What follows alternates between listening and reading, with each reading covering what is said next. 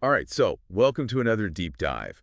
And today we're tackling something pretty disturbing, actually. Yeah, I'd say so. We're diving into this whole mess with AI and antisemitism and celebrity deepfakes all kind of mixed together. It's all tied to this recent stuff with Kanye West, and I think it's something we really need to unpack. It might get uncomfortable, but it's important. Absolutely, yeah, it's a big deal. So to start, like, what even happened? I mean, Kanye's been, well, saying a lot of anti-Semitic stuff. Right.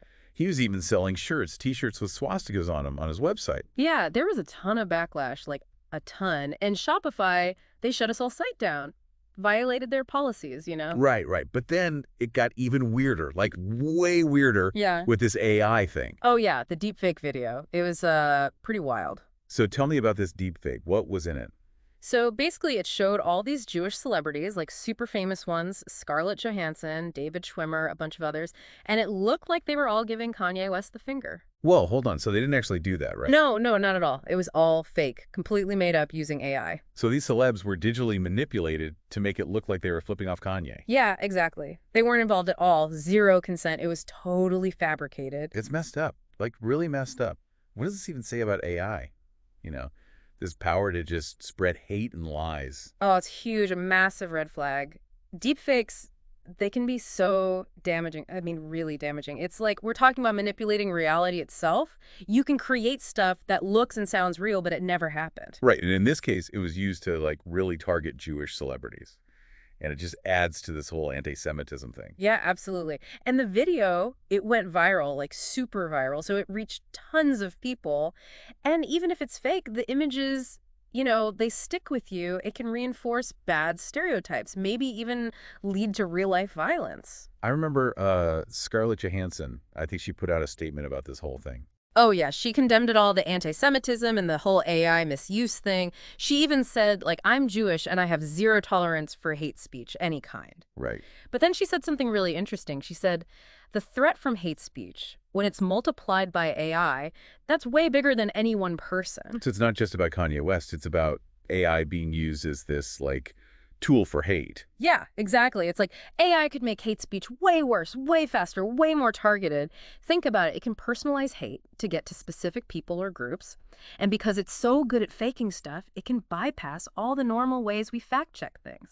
Did any other celebrities say anything about this deepfake video? Yeah, a bunch of them did.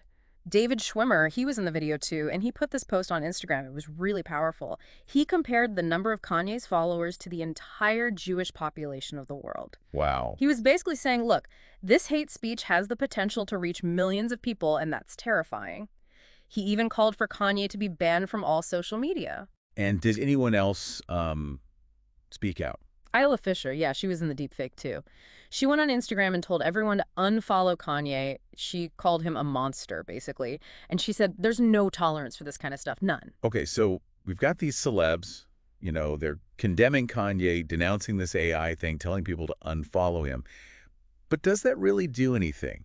Like, in the grand scheme of the internet, does a celebrity statement actually change anything? That's a tough one. I mean, yeah, celebrities, they have a huge reach, right?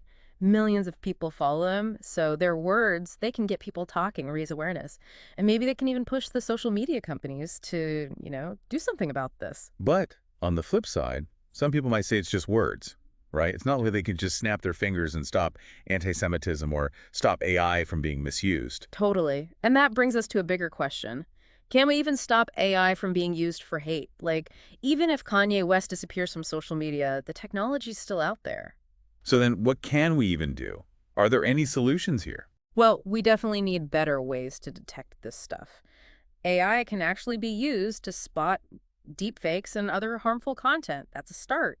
We also need social media companies to step up their game with stricter rules about what they allow on their platforms. Right. But then there's the free speech issue, right? Like, how do we stop hate speech without accidentally shutting down people's right to, say what they think? That is the big question, isn't it? It's a tough balance to strike, for sure. We need to be really clear about what we consider hate speech. And whatever rules social media companies have, those need to be transparent so everyone knows how it works. That sounds really hard. It is. It totally is.